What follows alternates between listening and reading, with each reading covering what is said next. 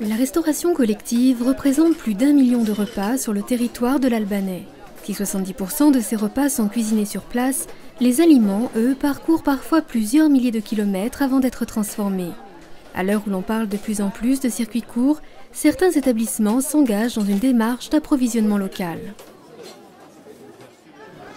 C'est frais, ouais, c'est meilleur, on sent plus le goût des aliments et ça vient d'ici. Ouais, ça crée des emplois, c'est bien. Ça évite que les fruits fassent des kilomètres.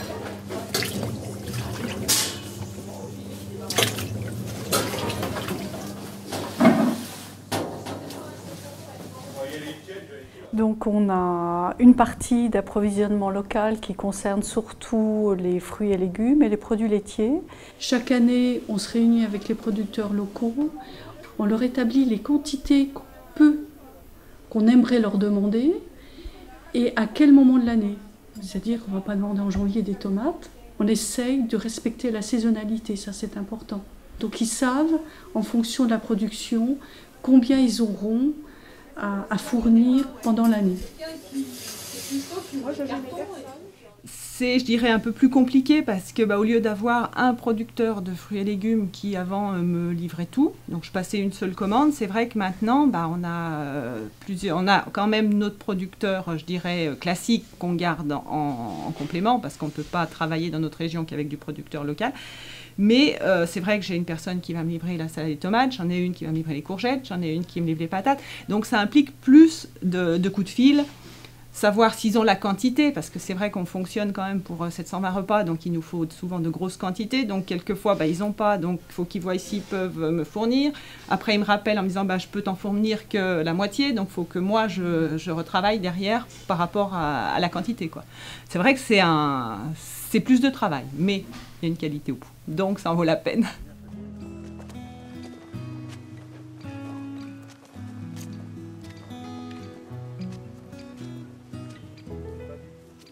On a fait la mise en place, c'est-à-dire d'aller voir des gestionnaires de cantine, de réfléchir avec eux à leurs besoins, et puis comment on pouvait les mettre en adéquation avec ce que les agriculteurs localement pouvaient produire. Le premier problème, je crois que c'est le calendrier. Calendrier scolaire, calendrier de production, notamment en maraîchage. Parce qu'un maraîcher, chez nous, sa pleine production, ça arrête juillet, août, un peu septembre. Donc les légumes d'été, il faut apprendre à les décaler pour qu'on puisse fournir septembre, octobre, encore certains légumes comme la tomate, la courgette, etc.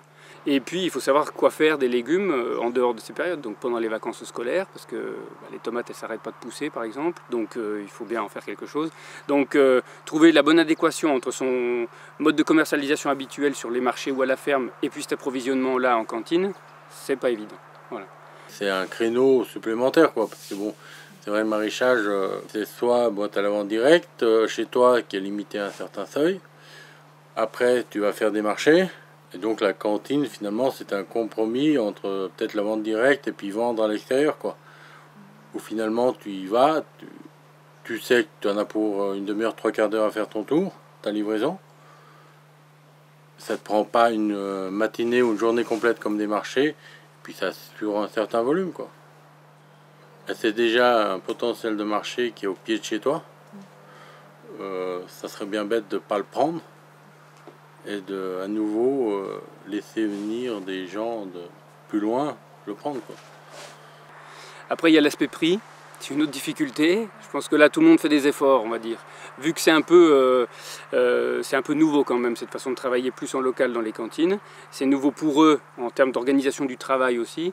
Mais financièrement, c'est un effort parce que les produits locaux, ils restent plus chers que le reste. Inversement, les agriculteurs font des efforts parce qu'ils ne vendent pas non plus au prix de la vente directe ou des marchés. Ils vendent moins cher. J'ai pas noté de surcoût important. Ce qui est important, par contre, c'est de bien équilibrer les menus. Je veux dire, quand vous faites des produits qui sont un petit peu plus chers, vous essayez de bien équilibrer.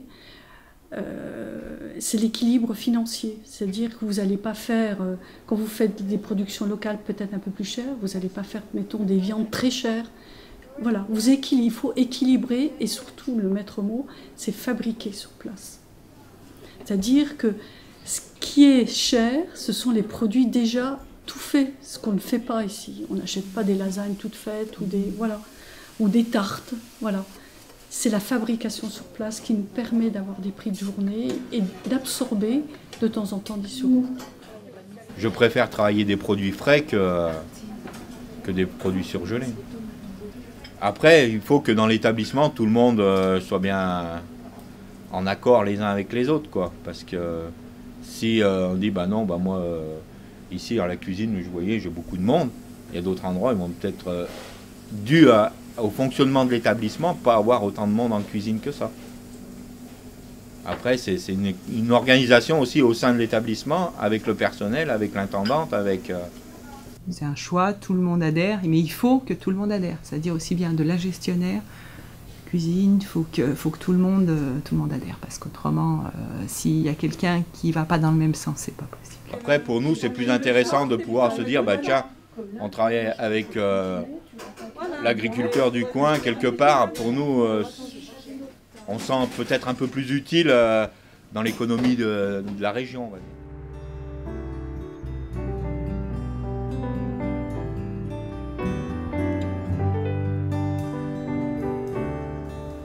C'est vrai qu'on a des difficultés à fidéliser les producteurs, c'est vrai. Ça, c'est un problème. On a discuté avec Vincent Rouin. Ça fait la 3e année et c'est vrai que les producteurs du début, on ne les a pratiquement plus. Ils se sont tournés vers des marchés peut-être plus importants. Et je sais qu'au niveau de la Chambre d'agriculture, ils essayent de fédérer quand même les producteurs qui puissent répondre aux besoins des restaurants scolaires. Parce que c'est, à mon avis, impératif de continuer dans ce domaine-là et de limiter déjà la distance et de faire vivre le local. Voilà. Mais c'est vrai qu'après, dans une cantine, si tu as plusieurs produits, c'est quand même bien, il ne faut pas en avoir qu'un non plus, parce que te déplacer juste pour un produit, si tu en as 2, 3 à fournir en même temps, ça va très bien. Nous, pour l'instant, petits comme on espère que ça créera une cohésion. Et ça sera peut-être plus facile s'il y a une cohésion qui se met et des plateformes, peut-être sans parler de grosses plateformes, mais des petites structures. Mais quand même un peu plus structurées, un peu plus en relation les unes avec les autres. Il peut y avoir des grands écarts entre certains. Certains, ils prennent plusieurs produits régulièrement au cours de l'année scolaire. D'autres, c'est dispersé. D'autres qui font, je pense à une école primaire, où ils prennent un repas local par mois, mais 100% local. Voilà, viande, légumes, fruits, fromage. Oui, donc il y a différentes manières. Donc il y a différentes manières de faire rentrer du local dans les menus.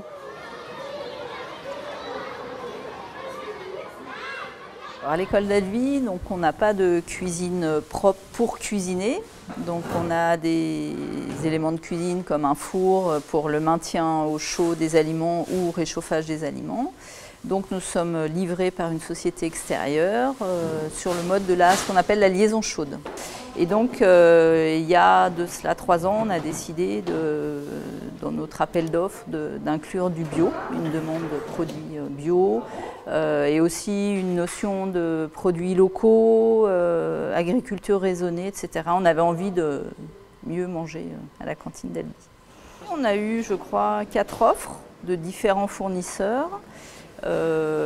Par contre, dans la note technique, on a rapidement vu qu'il y avait des sociétés qui répondaient au minima de ce qu'on avait demandé, 25%, c'était 25% et pas un de plus, et puis qui étaient surtout qui pouvaient nous proposer du bio, mais moins sur les produits frais, sur la viande, plutôt sur des produits secs, l'épicerie sèche, ce qu'on appelle l'épicerie sèche. Donc on avait un peu des doutes sur la provenance du bio, on peut dire. Donc voilà, et il n'y a qu'une société qui vraiment était complètement dans la démarche avec quasi que des produits locaux, de l'agriculture raisonnée et du bio.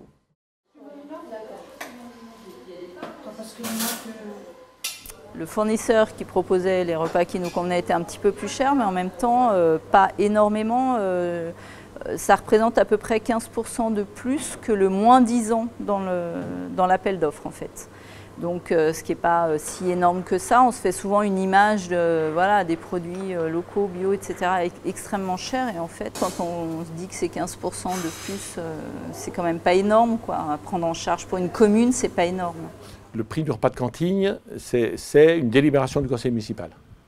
C'est toujours comme ça que ça fonctionne. Le prix, on part du prix de repas. Le prix de repas, il est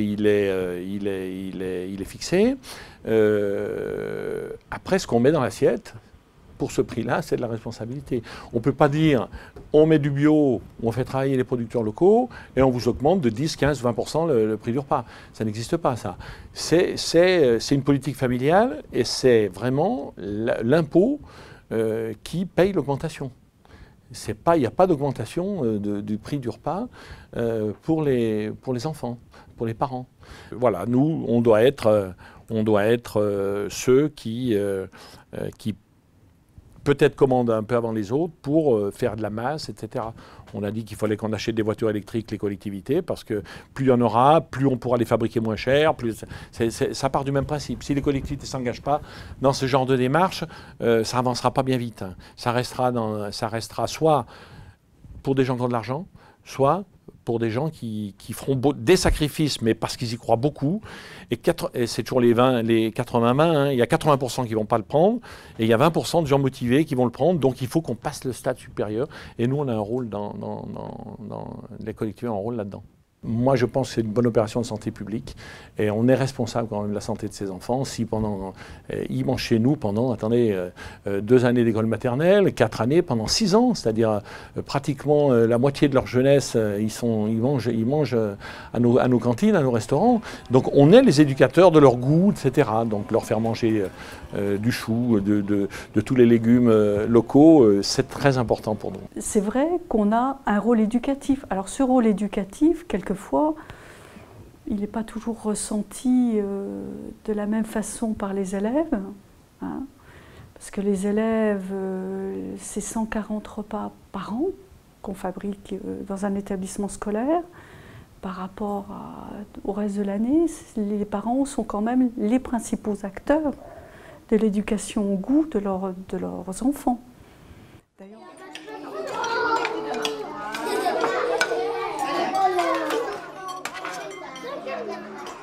C'est une cantine qui est gérée par des parents d'élèves.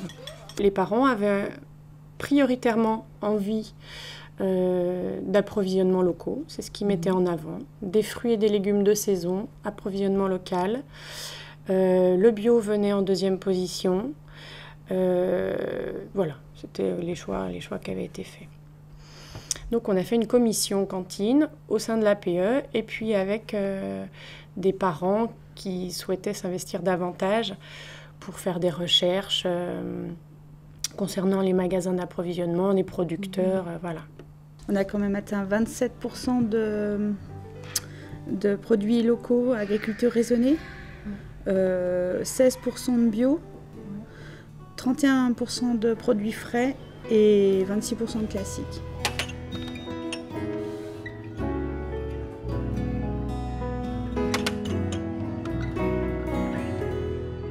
Les parents, ils veulent bien manger, que leurs enfants mangent mieux, mais ils ne veulent pas tellement augmenter le prix du ticket.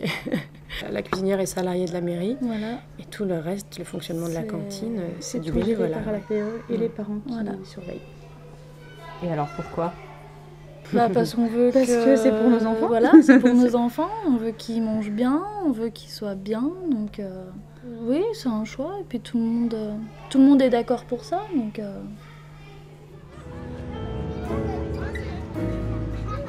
Là, c'est les bûches. Là, c'est les bûches que vous mangez à la cantine. Et là, c'est les crottins de chèvre.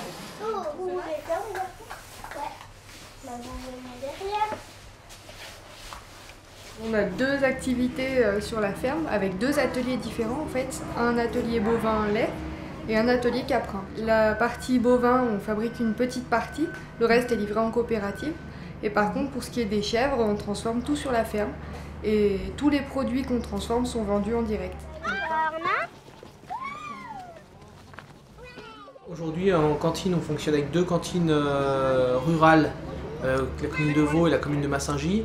Et ensuite, on approvisionne aussi les cuisines centrales de Crangevrier et de Sénaux, voilà. En termes de volume, ça représente plus 30, je dirais 30% à peu près. 50 des yaourts. Ouais, pour les yaourts, ouais. Ouais, 50% des yaourts qu'on produit sur l'exploitation. Et ouais, peut-être 30% du fromage blanc. Pour le reste, ouais. Pour les autres produits laitiers. Déjà, il a fallu rééduquer un petit peu le palais des élèves parce qu'ils ne sont pas forcément habitués à avoir des fromages blancs qui ont vraiment le goût de fromage blanc. Et par rapport à ce qu'on trouve en grande surface où c'est beaucoup plus standardisé que dans des produits fermiers, c'est ce qui a été le plus difficile au départ, c'était vraiment de leur faire apprécier nos produits. Si à un moment tout le monde s'y met, il y aura d'autres producteurs locaux qui s'y mettront aussi. Si tout le monde y met de la bonne volonté, ça fera boule de neige et il y en aura de plus en plus.